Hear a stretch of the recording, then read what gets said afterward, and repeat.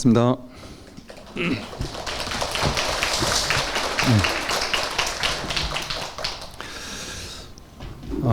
이제 오늘 공부할 부분 보겠습니다. 12번이고요. 누가 무념이라 하고 누가 무생이라 했던가? 만약 진실로 생이 없다면 생하지 않음도 없다. 누가 무념이고 누가 무생인가 이럴 수도 있겠네요. 누가 생각이 없고 누가 태어남이 없는가, 이렇게 해석해 볼 수 있을 것 같아요. 생각이 없다, 무념, 생각이 없다. 또 무생, 태어난 바가 없다, 이렇게 얘기한단 말이에요. 누가 그런 거죠? 그러니까 우리는 그러잖아요. 내가 생각했는데 생각한 바가 없다. 내가 태어났지만 태어난 바가 없다. 이렇게 이제 우리는 생각을 하죠. 근데 그게 망상이라는 거예요. 누가라는 게, 내가라는 것 자체가 분별이죠. 그러니까 내가 생각한다, 내가 태어났다, 정말 그런 게 있을까요? 진실은 내가 생각하는 게 아니라 내가 소리를 듣는 게 아니라, 그러니까 부처님 말씀은 직접 와서 직접 확인해 봐라, 직접 확인해 보라고 할 만한 법이다, 이랬다 그랬잖아요. 즉 생각을 가지고 듣는 게 아니고 생각을 가지고 해석하는 게 아니라 지금 생각 없이 진짜 일어나는 게 뭔지, 진실이 뭔지, 진짜가 뭔가. 생각으로는 여기서 저 스님이 앞에서 종을 치고 있고 나는 여기 앉아서, 방석에 앉아서 저 종소리를 듣고 있다. 그 또 이제 해석이 더 나아가면 저기 앞에 뭐 법상 스님이 이러한 종을, 누가 가져온 또 이 종을 어떻게 쳤고, 또 나는 나이 몇 살 먹은 어디서 온 어떤 아줌마가 여기서 이걸 이렇게 듣고 있다거나, 이렇게 이제 이거 전부 다 생각이잖아요. 그 생각이 일어난 거죠. 방금 전에 그렇게 생각이 일어난 거죠, 그죠? 그 생각이잖아요. 내가 저 종소리를 듣고 있어, 내가도 생각이죠. 저 종소리도 생각이죠. 듣는다도 생각이죠. 그러니까 실제는 뭐가 있죠? 생각하지 말고, 지금도 생각하지 말고 그냥 이렇게 느껴보세요. 머리로 가지 말고 가슴에서, 그냥 눈앞에서, 여기 전체에서 이게 여기 이게 나다라는, 나도 모를 이 분별망상을 딱 쥐고 있으니까 내가 듣는다는 이런 생각이 나거든요. 근데 그 나라는 생각이 없으면, 내가 듣는다가 일어나지 않잖아요. 실제 있는 게 뭐겠어요?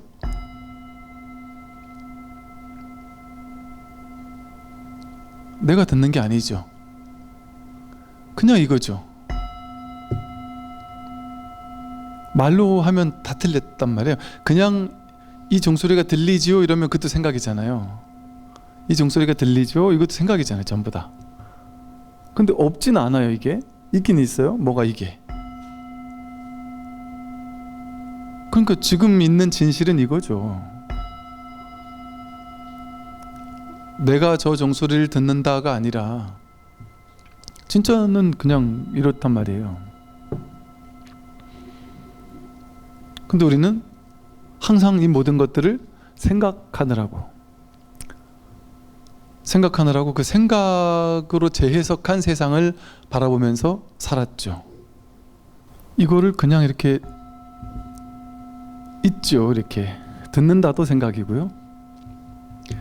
내가 듣는다, 이 생각이죠. 이게 생각이란 말이에요. 우리 인생의 모든 것이 전부 다 생각이죠. 내가 인생을 살았다, 그거 자기 생각이잖아요.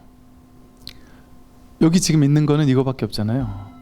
주객이 없잖아요. 이 소리가 진짜로 저 소리를 여기서 듣나요? 자기 경험으로. 자기 경험에는 그냥 이게 하나로 경험돼요? 둘로 경험돼요? 진짜 듣는 자와 듣는 놈과 들리는 소리가 둘로 나뉘어 있을까요? 자기 경험에서 이게 둘입니까?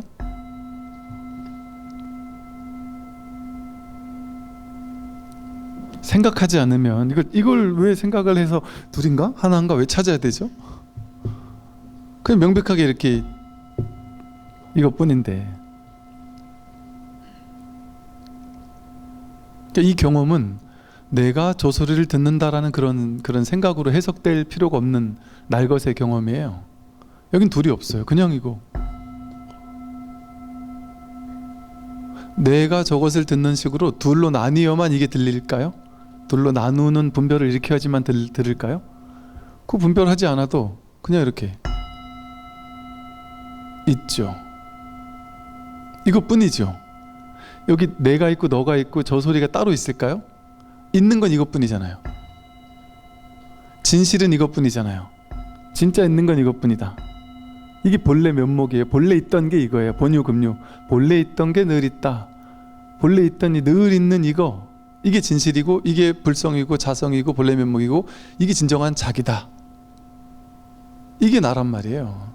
이 몸이나 생각, 느낌, 의지, 의식, 그게 내가 아니고, 이게 나잖아요. 자기 경험으로. 근데 나라는 이게 나잖아요 하면 나란 이미지가 이렇게 바로 생각해서, 나라는 언어에는 이 몸과 마음이 나다라는 그 이미지가 있기 때문에 이게 나예요 이러면 거부감이 확 느껴져요. 그 생각 때문에. 나는 이 몸인데, 내 생각, 느낌, 의지인데 어떻게 저게 나지? 저 소리가 어떻게 나지? 이런 식으로 또 생각이 된단 말이죠. 그러니까 나라는 말도 빼고, 나라는 말도 할 필요가 없죠. 우리는 진실을 깨닫고 싶은 거잖아요. 그래서 불교의 목표는 괴롭지 않은 삶을 사는 거죠. 괴롭지 않은 삶을 사는 것. 근데 왜 괴로울까요? 왜 괴로우냐 하면 그게 진짜로 있다고 생각할 때 괴로워요. 실체적으로 뭔가가 있다고 생각할 때 괴로워요. 나도 있고 너도 있고, 나도 있고 세계도 있다. 내가 있다라는 생각을 일으키면 이 세상이 인연 따라 같이 만들어지죠. 동시생하죠. 내가 있다는 생각에서 나 바깥에 타인들이 있다는 생각이 동시에 생겨나죠. 그러고 나면 이 분별에서 나에게 도움되는 사람과 도움되지 않는 사람이 따로 있다. 이런 분별이 일어나요. 내가 좋아하는 일과 싫어하는 일이 따로 있다. 좋아하는 것과 싫어하는 것이 있다. 좋아하는 것은 취하고 집착하고 싶고, 싫어하는 것은 버리고 밀쳐내고 싶은, 그게 연이어 생겨나죠. 이런 탐진치 삼독들이 온갖 분별망상, 취사간택심이 생겨난단 말이에요. 왜 생겨나느냐? 그게 있다고 생각하니까, 있다고 실체로서 집착하니까, 그것도 내 밖에 따로 있다고 생각하니까. 그러니까 내가 많이 가져야 된단 말이에요. 내가 있으니까 내 걸 많이 늘려야죠. 남들보다 내가 더 많이 가져야 되고, 이런 취사간택, 분별심이 생기죠. 비교하는 마음이 생기죠. 여기서 괴로움이 생기죠. 저게 실제 있다고 느끼니까 그 실제 있는 걸 내가 더 많이 가져야 돼. 나도 실제고 세계도 실제고, 세계 속에 있는 모든 게 다 실제야. 그런데 이 실제 가운데 이건 좋은 거고 저건 싫은 거야. 그럼 싫은 건 버리기 위해서 길을 써야 되고, 좋은 건 갖기 위해서 길을 쓰는 노력이 필요하단 말이에요. 근데 그게 안 될 때 괴롭죠. 갖고 싶은데 안 가져질 때 괴롭고, 버리고 싶은데 안 버려질 때 괴롭잖아요. 그 근원이 어디서 나왔냔 말이에요. 있다는 생각. 최초의 분별, 나가 있고 너가 있다, 나가 있고 세계가 있다라는 그 생각, 실제로 있다는 생각. 그러니까 그게 중요하고 중요하지 않다라는 착각이 일어나는 거예요. 아니 있는 게 없는데, 내 거로 취할 만한 있는 게, 둘로 나뉘어 있는 게 없다면 거기 취할 게 있고 버릴 게 있을까요? 둘이 아니라면. 나와 세계가 둘로 나뉘어 있으니까, 나와 너가 둘로 나뉘어 있으니까 너보다 내가 더 잘나야 되고, 너보다 내가 더 부자여야 되고, 너한테 내가 좀 인정받아야 되고, 이런 식의 생각들, 분별들, 취사간택심, 괴로움은 어떻게 생기냐, 이렇게 둘로 쪼갤 때 생긴단 말이에요. 온 세상이 나 하나밖에 없으면 뭐 인정받을 게 있어요? 누구한테 인정받아요? 온통 나뿐인데 누구한테 잘 보여요? 온통 온 우주 전체가 나 하나뿐이라면 내가 잘 살아야 됩니까?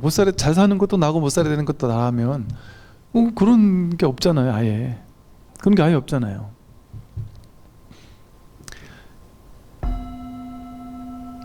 이 소리가 내가 저 소리를 들어라고 둘로 나눌 때는 어때요? 저 소리에 대해서 해석을 해요. 자기 업에 따라, 업식에 따라. 이 소리가 나는 듣기 싫다, 층간소음하고 비슷하다, 뭐 내가 싫어하는 소리다 이러면 듣기 싫어, 짜증난다 이러고, 또 그 청아한 소리가 너무 좋아 이렇게 생각하면 이 소리를 내가 듣기 좋다 하고 취하려고 한단 말이죠. 둘일 때.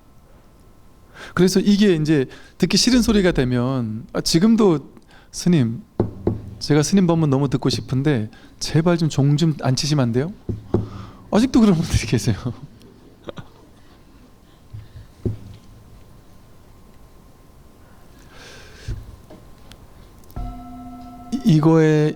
이것이 둘일 때만 이게 듣기 좋거나 듣기 싫은 무언가가 될 수 있어요.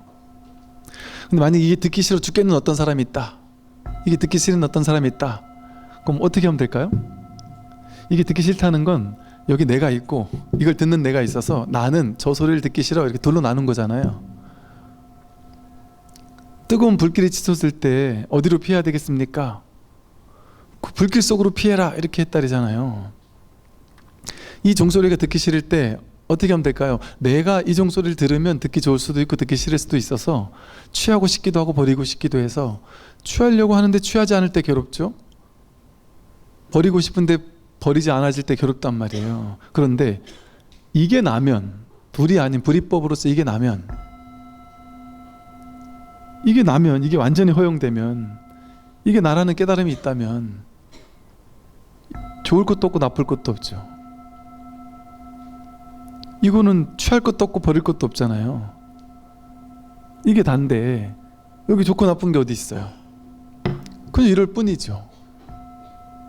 볼 뿐, 들을 뿐, 느낄 뿐, 생각할 뿐, 감촉 느낄 뿐, 전부 다 뿐밖에 없단 말이에요. 이 세상의 모든 것이 눈깊고 혐없듯이 색성향 미촉법을 접촉할 때 언제나 뿐이다. 초기경전에서 부처님이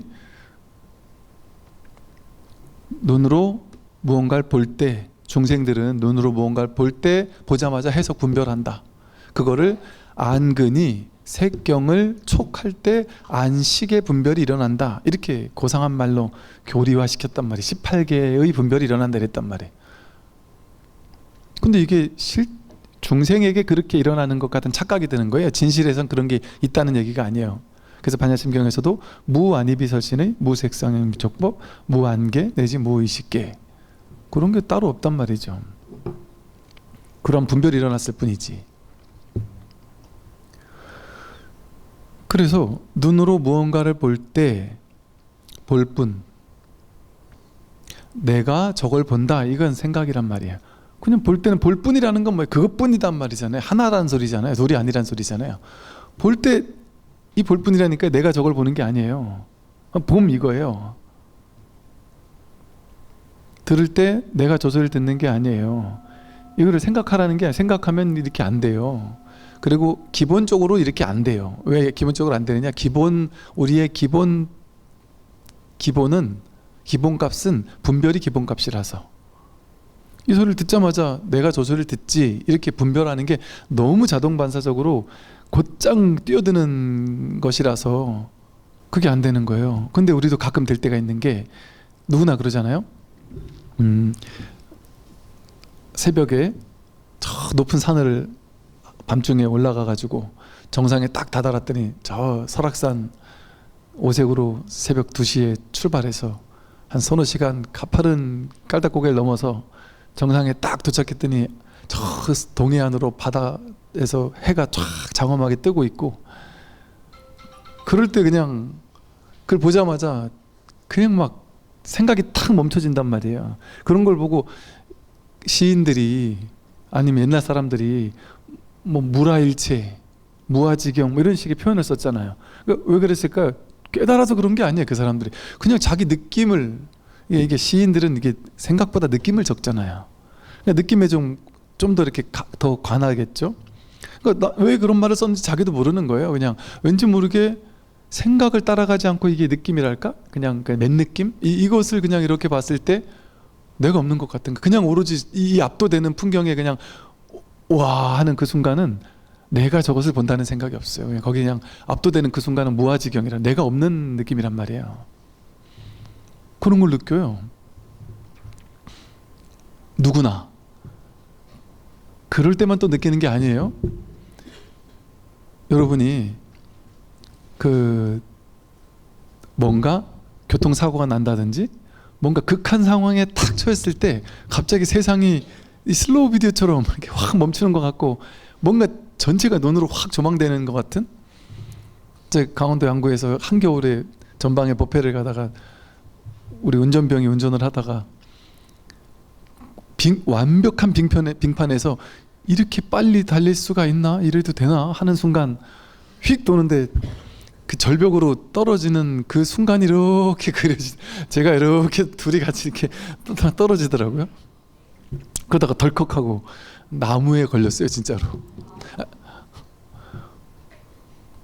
그 친구도 저도 멀쩡했으니까 다행이지. 근데 그 순간에 뭔가 모르게 이렇게 그냥 진짜 그렇대요. 슬로우 비디오가 이렇게. 그러니까 이런 얘기를 하는 사람 많거든요. 교통사고 나는 순간, 아니면 어떤 순간에 뭔가 세상이 확 멈춘 것 같은 이런 걸 느끼는 경우도 있고요. 또 운동선수들이 어떤 극한 상황이라든지, 아니 뭔가 막 너무 나를 잊고 몰입하는 때가 있잖아요. 운동하다 보면 나를 잊고 확 몰입하는 이런 때에 어떤 사람들은 그래요. 어떤 운동선수는 평생토록 몇 번 정도 그런 경험이 있다, 이렇게 얘기하기도 하거든요. 그러니까 그런 사람들의 놀라운 경기력을 발휘하고 나서 인터뷰를 보면, 뭐 펠레인가 인터뷰를 했을 때 그랬대. 너무 뛰어나게 경기력을 보여준 때가 있었대요. 그날 혼자 날아다니는 것 같아가지고 인터뷰를 했더니 이런 경험은 난생 처음이다. 내가 한 게 아니고 온몸에, 아니 온 경기장 전체에 눈이 달린 것 같았다. 공이 그냥 이 꿈에서, 여러분 꿈을 볼 때 여러분 꿈속에서는 꿈속에 있는 주인공이 꿈을 봤잖아요. 근데 꿈을 깨고 보면 그 꿈속의 주인공이 눈으로 봤으면 눈의 앞에 여기만 봤을 거 아니에요. 근데 꿈을 깨고 보면 꿈 전체가 이렇게 보이지 않아요? 허공 전체가 사진 찍듯이. 그런 인터뷰를 했다니까요. 온몸에 눈이 달린 것 같이 막 안 보이는 게 없었다. 우리 편이 어디 뒤에 어디에 있었고, 공이 어디로 오고 어디쯤 가고, 내가 이렇게 패스하면 저쪽에 저각도에서 제가 저기 가서 딱 받겠구나 해서부터 생각한다는 게 아니라, 그냥 온몸이 이 전체가 하나가 된 것처럼 그냥 희한하게 이게 착착 떨어지더래요. 그냥 딱 직관적인 어떤 게 있어서 그냥 툭 차면은 기가 막히게 가서 거기 발에 탁탁 걸리면서 너무 무아지경의 놀라운 경험이었다는 거죠. 심지어 이게 뭐죠? 이게 자동차 이게 경주하는 사람이 뛰어난 능력을 발휘했을 때도 그냥 세계가 완전히 멈춘 것 같고, 이 어떻게 되는 건지 몰랐다. 막 그냥 나와 차가 완전히 하나가 된 것 같고, 이런 얘기가 많다 그래요. 그런 게 이 공부다 뭐 이런 얘기를 하려는 게 아니라, 그런 식으로 우리는 누구나 언뜻 자기를 잊어버리는, 여기 내가 있는 게 아니구나, 내가 하는 게 아니구나, 이런 걸 뭔가 언뜻 느낄 때가 있어요, 누구나. 그리고 요즘에 보면은 평범한 사람들이 스님 근데 제가 어릴 때, 초등학교 때, 유치원 때, 중학교 때, 고등학생 때, 그때 뭔가 놀라운 어떤 체험이 있었어요. 뭐 어떤 체험이 있었어요. 이런 얘기하는 사람들도 은근히 많아요. 이게 뭐지 하는, 그게 평생의 어떤 숙제 같은. 이게 무슨 말이냐면, 이 공부라는 것은 이 무아라는 언뜻 봄 이런 것들은요, 특출난 사람들에게만 일어나는 탁월한 현상 이런 게 아니에요. 엄청난 수행을 하는 아주 그 놀라운 수행자들에게만 일어나는 특별한 상황도 아니고, 그걸 위해서 이 깨달음이라는 어떤 사건을 위해서 어마무시한 노력을 해야만 하는 것도 아니고, 또 인과적으로 어떤 노력을 한 사람에게만 주어지는 어떤 선물 같은 것도 아니고, 도대체 종잡을 수 없단 말이에요. 왜? 모두에게 본래 드러나 있는 거기 때문에, 우리 모두의 본래 성품이기 때문에, 누구나 늘 쓰고 있는 거기 때문에 그렇단 말이에요. 그래서 이 공부는 새로운 공부하는 게 아니에요. 가장 익숙한 거, 가장 본연의 것, 가장 원래의 것, 나의, 우리가 나라고 한다면 이 나의 진짜 찐 본래 있던 나, 태어나서 지금까지 배웠던 나 말고,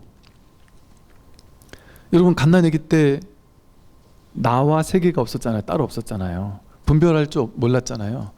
이 색깔 저 색깔에 대한 언어 개념도 없었잖아요. 언어를 모를 때는 분별이 없어요.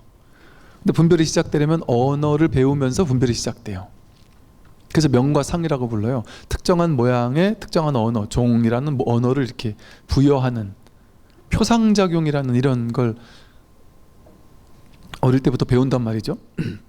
그러면서 오염되기 시작하는 거죠. 사실은 분별에 오염되기 시작하는 거죠. 세상을 낱낱이 둘로 나누어 가지고 꼬리표를 붙이고 이름표를 붙여서 이건 좋은 거 저건 나쁜 거, 이건 내 거 이건 너 거, 이런 식으로 나누는 연습을 시작하는 거죠. 처음 태어났을 때는 나누는 게 없었어요. 아기가 처음에 이렇게 있을 때는 이게 내 몸이다, 뭐 내가 똥을 쌌다, 뭐 이런 게 없잖아요. 그런 분별이 없잖아요. 그냥 뭐가 와도 가만히 있는단 말이에요. 그냥. 그리고 뭐 새로운 게 오면 신기해가지고 눈동자를 굴리지, 이게 이 몸은 나고 내 이름은 뭐고 뭐 저 사람은 바깥에 있는 사람이고 저건 좋고 저건 싫고 이런 게 없잖아요. 나뉘는 게 없단 말이에요. 그냥 통으로 경험한단 말이죠. 그 아이에겐 그냥 이거예요. 그 아이는 그냥 순수하게 이렇게 경험한단 말이에요. 둘로 나뉘지 않은. 이 종소리인지도 몰라요. 이게 여기서 울리는지 밖에서 울리는지도 몰라요. 안팎이라는 생각도 없어요. 근데 이 아이도 이걸 알아요. 알아차리고 있어요. 그 아이에게는 이게 나예요. 나와 이것이 둘이 아니란 말이에요. 그러니까 보세요.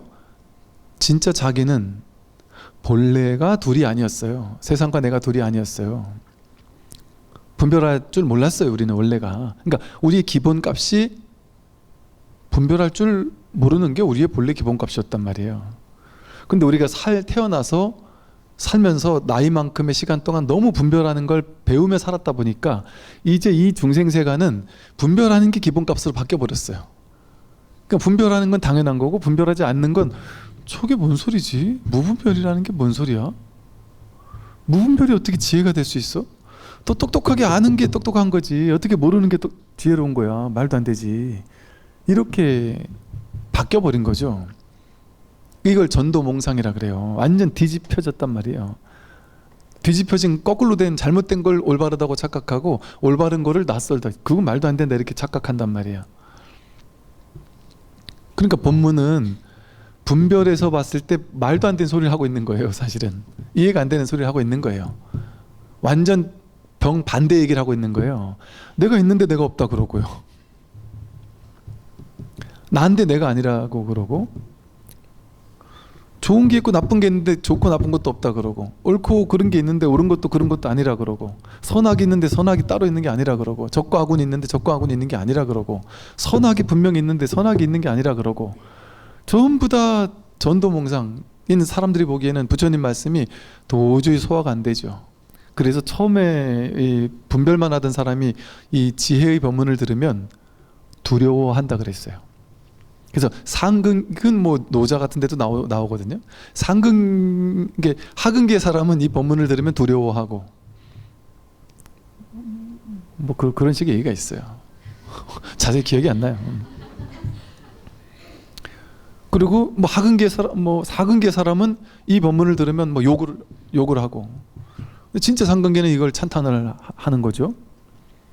이 법문을 들을 귀가 있는 사람, 이 법문을 내가 듣겠다라는 생각만 하면서 유튜브만 틀어도 대단한 근기거든요.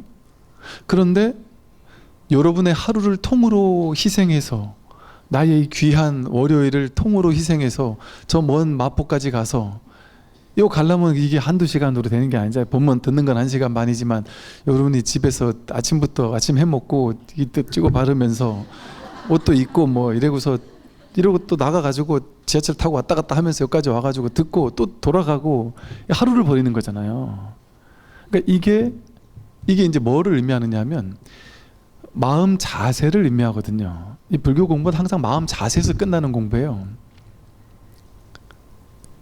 그러니까 이게 다른 거예요. 마음 자세가 다르면 의식이 바뀌면 행동이 달라지거든요. 여러분 인생에서 제일 중요한 거를 제일 귀한 시간에 해야 될 거 아니에요. 수험생들은 아침에 일어났을 때 제일 깨끗한 정신일 때 제일 중요한 공부를 할 거 아니에요. 일단 성적 잘 받는 게 중요하니까 하루 중에 제일 중요한 시간을 자기가 제일 중요하다고 여기는 거에 투자할 거 아니에요? 그만큼 내가 어디에 시간을 투자하는지가 그 사람이 뭐를 중요하게 여기는지를 이렇게 반증하는 거거든요. 그러니까 사실은 이렇게 하루라는 시간을 투자해서 여기 와서 법문을 듣는다? 이거는 이제 아무나 할 수 있는 일이 전혀 아니에요. 이건 완전 뒤집힌 망상을 깨뜨려주는 얘기거든요. 그래서 그냥 분별하는 사람은 전혀 들을 수가 없는 얘기, 듣자마자 욕하는 소리란 말이에요. 법문이란 말이에요. 법문이라는 게 원래가. 오죽했으면 옛날 같으면 너무 이 얘기를 듣고 욕하는 사람이 많으니까, 그리고 저 사람 미친놈이다 하고 하는 사람이 너무 많으니까 이 바른 법을 전해줄 수가 없었어요. 그래서 사자상승 한 1년 2년 지켜보다가 행자 생활하는 거 지켜보다가 나중에 얘한테는 가르쳐줘도 되겠다 하면 그때 행자 한 6년 7년 굴리다가 야 이만하면 되겠다 하면 그때 가르쳐줬단 말이에요. 도저히 이거 근기가 안 된 사람 못 가르쳐주는 게 명백하니까. 그러니까 대중 법문할 때는 옛날 선생님들이 뭐만 했어요? 상식적으로 이해 가능한 얘기만 했단 말이에요. 인과적인 얘기. 열심히 기도하면 기도의 결과가 있습니다. 이게 둘로 나눈 얘기잖아요. 원인을 제공하면 그에 따라 결과가 일어납니다. 이게 불법인 것 같죠? 인과법이 불법이라고 배웠잖아요. 그게 인과법이 불법이라는 얘기가 아니고 중생들의 세간은 전부 다 인과로 이루어져 있다 이 소리예요. 그러니까 중생들이 괴로운 거다 이 소리예요. 인과법이 불법의 핵심이 아니고. 그러니까 이 법은 비인비과라는 말이 있단 말이에요. 그러면 어떤 사람은 그러는 거예요. 반야심경을 보고 반야심경은 불교를 다 깨뜨리는 경전이다. 부처님은 5온 12처 18개 3법인 4성제를 설하셨는데 12연기 이런 걸 설하셨는데 반야심경에서는 거꾸로 그게 다 없다 그런다. 이렇게 너무 기초가 없는 사람들은 그렇게 얘기하더란 말이죠. 그럼 부처님은 5온 12처 18개 3법인 12연기라는 이런 교리를 세우셨고 반야심경은 그걸 깬 걸까요? 부처님이 그걸 깨신 분이에요.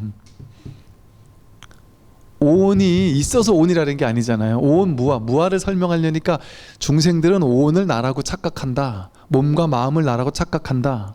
근데 몸, 느낌, 생각, 의지, 의식, 색수상행식은 내가 아니다. 이 얘기하려고 오온을 설명한 거죠. 그러니까 부처님은 오온을 주장하신 분이 아니에요. 여러분 오온, 몸, 느낌, 생각, 의지, 의식이라는 거 그걸 나로 착각하고 살았죠 지금까지? 그거 아닙니다. 이 얘기했던 거죠. 모든 교리가 다 그런 거예요. 그런 거 아니다 이 얘기하기 위해서.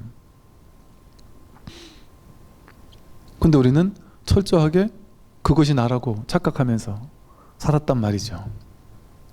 그러니까 이 공부가 이상한 게 아니라 이제 다시 돌아가는 거예요. 자기 원 상태로 돌아가는 거예요. 자기가 나온 자리 고향으로 돌아가는 거예요. 그래서 귀의 한 달이잖아요. 삼귀의, 절에 오면 삼귀의 노래 부르잖아요. 나의 본성의 세 가지 측면이 있는 거예요. 나의 진짜 나의 세 가지 측면이 있어요. 그게 불법승이란 말이에요. 내가 본래 부처란 말이에요. 부처는 뭐가 부처예요? 괴로움이 없는 걸 부처라고 해요. 탐진치 삼독이 없고 분별망상의 불길 치솟는 불길이 없단 말이에요. 번뇌망상의 불길이 없는, 그걸 열반해탈이라고 한단 말이에요. 그걸 부처라고 하잖아요.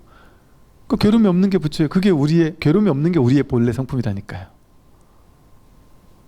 그리고 법은 뭐가 법이에요? 법이랄 게 따로 없어요.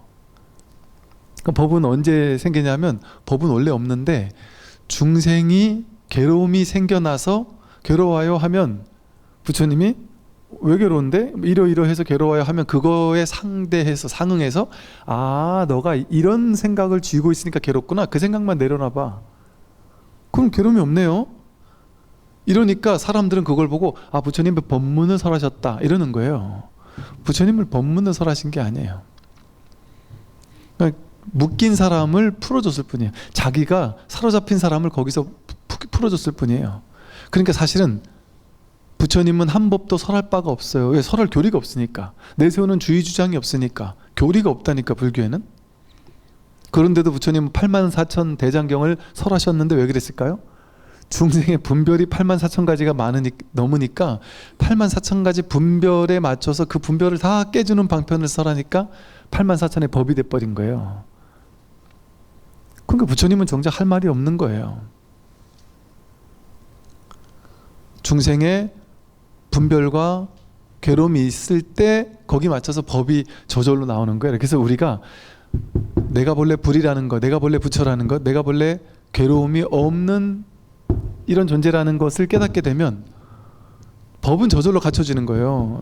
이제 그 사람은 법을 배울 필요가 없어요. 8만 대장경 배울 필요가 없어요. 불교대학 다닐 필요가 없어요. 교리 공부할 필요가 없어요. 여러분이 내가 부처라는 거, 나의 본 성품만 확인한다면 어떤 사람이 어떤 괴로움을 가지고 찾아와도 다 그 괴로움에서 벗어나게 해줄 수가 있어요. 나한테 법이 있어서 그런 게 아니에요. 법이 있다라는, 오로지 법밖에 없으면 내가 법이 있다 없다라는 생각이 없죠. 거긴 법이 있는 게 아니에요. 그 말하기 좋아하는 사람들의 언어 개념, 명과 상을 좋아하는 사람이 저 사람이 법문을 하네 어쩌고 하면서 떠들 뿐이지, 이 사람은 그런 게 없어요. 내가 너를 돕는다는 생각도 없죠. 온통 자기뿐인데 이 사람이 허망한 망상에 사로잡혀서 괴로운 것 같은 연극을 하고 있는데 자기는 그 연극인 줄도 모르고 거기 진짜인 줄 알고 사로잡혀 있으니까 야, 그거 가짜라니까 하고 얘기를 해주는 거예요. 근데 굳이 얘기해줘도 그만, 안 해도 그만이에요. 사실은 물어보니까 얘기하는 거지. 왜 그럴까요? 부처님이 법문 듣기 싫다는 사람 기어이 붙잡아가지고 초인종 눌러가지고 들어가서 너 듣기 싫어도 들어야 돼. 이건 진리기 때문에 무조건 들어야 돼. 듣기 싫다는 사람들한테 막 이렇게 마이크 들고 다니면서 이걸 믿으셔야 됩니다 이러겠냔 말이에요. 이걸 믿어야 어디 좋은 데 간다 하고 듣기 싫은 사람한테 막 기를 쓰고 막 아무리 좋아도 그렇게 하겠냔 말이에요. 그렇게 안 해요. 그렇게 안 해도 무방하단 말이 사실은. 그러니까 부처님이 반드시 법을 설해야 된다면 부처님이 처음에 그 고민했겠어요? 깨닫자마자 내가 법문을 설하지 말자, 중생들이 알아듣겠나, 설하지 말자 그랬겠어요? 명백하게 설해야 된다 그랬겠죠? 확신을 가지고. 근데 부처님이 설하지 말까 했다니까요. 그 말은 뭐겠어요? 법을 설해도 그만, 안 설해도 그만이에요. 사실은. 왜 그럴까요? 어젯밤 꿈 있잖아요. 여러분 어젯밤 꿈에 다시 그 꿈을 찾아 들어가가지고 어젯밤 꿈에서 만난 그 사람한테, 그 수많은 사람들, 꿈속에서 만났던 그 사람들을 괴로워했던 사람들한테 다시 그 꿈으로 뛰어들어가지고 야, 내가 잠을 깨고 봤더니 이게 꿈이야, 진짜가 아니니까 너 괴로워하지 마, 그 얘기를 해주고 와야 될까요? 가시겠어요? 안 가도 되잖아요. 안 가도 돼요. 환상의 괴로움이에요. 그게 환상의 사람이 환상의 괴로움으로 환상으로 아파하는 거예요. 그러니까 해도 그만, 안 해도 그만이에요. 그런데 부처님이 환상의 부처가 환상의 법을 설해서 환상의 병을 치유해주는 환상의 법문을 일으키는 거예요. 사실은. 그러니까 굳이 법을 설하려고 길을 쓰지 않는단 말이에요. 오는 사람 막지 않고 설할 뿐이지 가는 사람 절대 잡지 않죠. 그럴 필요가 없어요. 어디에도 집착할 필요가 없어요. 이 법문 안 들어도 괜찮아요. 사실은. 그러니까 한편으로는 굳이 들으라고 막 기를 쓰고 말하는 수고로움을 쓰기보다는 오히려 기를 쓰고 찾아와서 스님 그거 잘못된 거 아니에요? 불교 이상한 거 아니에요? 막 너무 심하게 그러는 사람이 있으면 그럼요. 그거 굳이 공부하지 마세요. 굳이 공부하기 싫어하는 사람 내가 막 어떤 일이 있어도 공부하도록 만들어야지 이 생각 없다니까요. 왜냐면 아직 그 인연이 안 됐구나가 보인단 말이에요. 그냥 딱 보면 몇 마디 나눠보면. 그런 사람 뭐하러 굳이 해요. 이 일이 이게 만만한 공부가 아니거든요. 너무 쉬운 공부면서도 또 사실은 또 이게 쉬운 공부가 아닌 거예요. 그러니까 이 공부 굳이 해야 되나? 진짜 발심한 사람 아니고서는 굳이 해야 되나? 그냥 편하게 사는 게 나을 수도 있어요. 세상 그냥 돈 벌고 뭐 그냥 친구들하고 재밌게 살면서 그렇게 사는 게 나을 수도 있어요. 아직 발심 못한 사람이라, 이 중요성이 뭔지를 모르는 사람이라면. 근데 삶이 그들을 발심하게 만들 거예요. 저절로. 왜냐하면 삶이 어떻게 발심을 해요? 괴로워야 괴로움에서 벗어나겠다는 마음을 내잖아요. 그죠? 아직 덜 괴로운 거예요. 그런 사람은 아직 살만한 거예요. 살만하니까 아직 괴로움에서 벗어나겠다라는 마음을 못 내고 사는 거죠. 그러니까 그런 사람 괜히 살만한 사람한테 괴로움에서 벗어나야 돼요, 이게 웃긴 거 아니에요? 자기는 괴롭지 않은데 뭔 괴로움에서 벗어나요? 말이 안 되는 거예요. 그러니까 굳이 그럴 필요가 없어요. 여러분 자식들, 여러분 남편 아내 막 억지로 법문 들으라고 막 기를 쓰고 그러지 마세요. 우리만 이상한 사람 만들어요.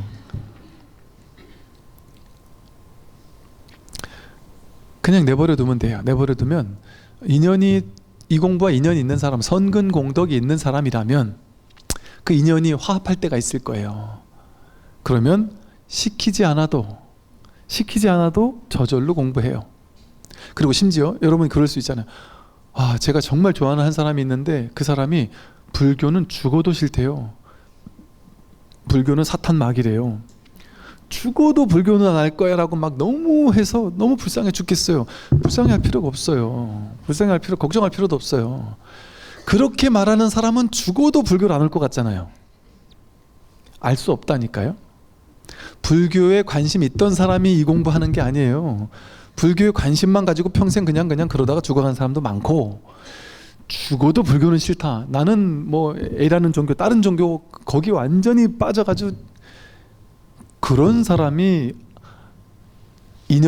시절 인연을 만나면 한 방에 여기에 그냥 완전히 사로잡힌다니까요. 완전히 이 공부에 그냥 빠진다니까요. 모를 일이에요, 세상은. 그러니까 자꾸 남들 뭐 공부 가지고 이럴 필요가 없어요. 남들을, 그런 사람이 한둘이 아니잖아요, 세상에, 내 주변에. 그러니까 그 한둘이 아닌 사람을, 그 사람도 싫다는데 자꾸 데려가가지고 공부해라 막 이렇게 하지 마시고, 뭐 하면 되느냐? 자기라는 이중생 구제하면 돼요. 나라는 이중생이 구제가 되면 삼천 대천 세계에 있는 일체 중생, 만중생이 단박에 구제가 됩니다. 부처님께서 처음 깨달음을 얻는 그 순간 삼천 대천 세계 일체 중생이 다 깨달았어요. 그 혜택을 우리도 지금 보고 있단 말이에요. 정말 다 깨달았어요. 너무 명백하게 100% 증거가 보인단 말이에요. 너무 명백하게 보인다니까요. 스님, 불교에서 맨날 그 소리. 지긋지긋합니다. 진짜 거짓말도 좀 작작하셔야지. 어떻게 다 부처예요? 지금 다 중생들인데, 나도 지금 괴로워 죽겠는데 어떻게 저도 부처예요? 이러면서 막 화를 내는 사람들이 있어요. 저도 부처예요? 이러면서 따지는, 저도 부처예요. 얼마나 명백하게 부처예요. 자기가 부처를 써가지고 지금 저는 죽어도 부처가 아니에요 하고 부처가 그러고 말하고 있는데, 그렇게 생생하게 증거를 확 들이밀고 있는데, 자기가 그렇게 생생한 증거를 들이밀고 있으면서도 아니라고 하면서 그런 얘기를 하니까, 이거 매뉴얼이 없단 말이에요. 이 공부는 이게 분별이면 다 매뉴얼 가지고 되잖아요. 교과서 가지고 되잖아요. 근데 이거는 말로 드러낼 수 없는 거예요. 말이 가르치는 바에 낙처. 근데 그 낙처라고 할 만한 게 위치가 없고 모양이 없고 크기가 없고 어디 딱 정해져 있는 뭔가가 없단 말이에요. 잡을 게 없단 말이에요. 그러니까 이거를 이렇게 말해줘도 안 되고, 이름과 모양이라는 건 뭐냐면 컵 하면 컵이라는 모양이 딱 요걸 가리키는 거잖아요. 이렇게 직지하면은 시계 하면 시계라는 요 대상이 딱 있잖아요. 전부 다 대상이 있잖아요. 요거는 대상이 없단 말이에요. 왜 대상이 없다 그랬느냐? 전부 다 이거니까. 불이법으로 전부 다 이거니까. 그러니까 뭘 가르쳐도 상관없어요. 이렇게 가르쳐도 상관없지만 말로 가르쳐도 상관없어요. 말로 가르치는 게 뭐예요? 지금 계속 말로 가르치고 있는 거예요. 뜰 앞에 잣나무만 말로 가리키는 게 아니고 마상금만 말로 가리키는 게 아니고 삼라만상 온 우주 전체가 직지인심을 하고 있단 말이에요. 저 지나가는 차 소리가, 지하철에서 째잘째잘거리는 수많은 사람들의 그 목소리가, 온 우주 삼라만상 보이는 모든 것들, 들리는 모든 것들, 느끼고 만져지고 생각하는 모든 것들이 전부 다 직지하고 있단 말이에요. 막 온 우주 전체가 아우성을 치고 있는 거예요. 이래도 나를 확인 안 할 거야? 너무 명백하게 드러나 있으니까. 근데 우리는 끝끝내 분별만 보니까, 분별하기 이전에 본래 드러나 있던 이거를 보지 못하니까 여기에 대한 감이 없는 거예요. 감이. 근데 이 감은 원래 있던 감이에요. 여러분들이 옛날에 아마 10대 20대 때 자전거를 탈 줄 알았을 수 있어요. 그죠? 근데 한 30년 20년 넘게 자전거를 안 타본 사람이 있겠죠. 그죠? 그럼 그 사람은 자전거를 내가 탈 수 있을까? 자전거 타는 감을 잊어버렸는데 싶을 수도 있잖아요. 그죠? 근데 한 20년 만에 10년 만에 30년 만에 그냥 자전거를 한번 타보면 타지기도 하잖아요. 그죠? 그 감이 어디 있었어요? 자전거 탈 줄 아는 감이 어디 있었어요? 어디 숨었다 나타났어요? 그 있는지 없는지 나도 모르잖아요. 그럼 그거 말로 설명할 수 있어요? 이렇게 넘어지려면 온몸이 어떻게 몇 도 각도를 기울여 가지고 어떻게 해서 그 균형을 맞추면은 이게 안 넘어질 수 있고, 이거를 말로 설명할 수 있어요? 누구한테? 야, 그냥 타봐, 그냥 해봐 하고 뒤에서 이렇게 잡아주다 보면 지가 알아서 몸이 감으로 그냥 어찌어찌 하다 보니까 그냥 가잖아요. 그럼 나중에 나 손 놨는데 하면 지가 그제서야 넘어지잖아요. 그러면서 저절로 감이 익혀지잖아요. 그 감 어떻게 익혀진지 몰라요. 그거 어떻게 설명할래야 설명할 수도 없어요. 내가 어떻게 배운지도 잘 몰라요. 근데 그 감이 한 번 딱 생겨나면 이게 잘 안 사라져요. 한 번 확보가 되면. 이것과 같아서 이 본성 불성이라는 것은 처음 태어나자마자 가지고 온 게 이거고, 그때부터 지금까지 살면서 늘 쓰고 있던 게 이거란 말이에요. 이거 가지고 말하고, 이거 가지고 생각하고, 이거 가지고 행동하고. 그래서 요 다음에 뭐라고 나오냐면요, 나무로 만든 허수아비에게 물어본다면 부처를 찾고 공덕을 베푼들 언제 이루겠는가 이래요. 그걸 기관목인이라는 말을 서원에서는 종종 써요. 기관목인이라는 말이 그거예요. 이렇게 나무 목각 인형을 이렇게 앞에 화면 같은 거 만들어 놓고 다 숨긴 다음에 뒤에서 사람이 숨어서 그 커튼 뒤에서 앞에다가는 이렇게 딱 목각 인형만 두세 개를 딱 손으로 이렇게 놓고, 그리고 목각 인형이 지네들끼리 이 사람이 목소리를, 여자 목소리도 냈다가 남자 목소리 냈다가 둘이 막 서로 대화하는, 막 사랑에 빠지는 이런 장면을 막 위에서 이렇게 하면서 너 사랑해 이러니까 얘가 나도 널 사랑해 뭐 이러면서 뒤에서 얘가 말하는 거잖아요. 얘가 움직이잖아요. 근데 이걸 보는 사람은, 모양만 보는 사람은 어때요? 뒤에서 말하는 사람을 못 보죠. 움직이고 있는 사람을 못 보죠. 앞에 있는 이 모양만 보고 애기들은 어때요? 막 사랑에 빠지면 막 환호를 했다가 헤어지면 막 눈물 흘리고 얘네 둘이 진짜 사랑하는 줄 알고 이것만 보고 있을 거 아니에요. 이 모양만 보고 모양에 대한 집착만 할 거 아니에요. 그런데 실제로는 얘네가 하는 게 아니라 이 뒤에 이 모든 걸 움직이게 하고 말하게 하는 놈이 있죠. 이게 선에서 첫 번째 이 선을 처음 입문하는 사람들에게 들려주는 법문의 방편이에요. 이렇게 하는 방법이. 이게 이제 그 송장 끌고 다니는 놈 누구냐? 말하게 하는 그 놈 누구냐?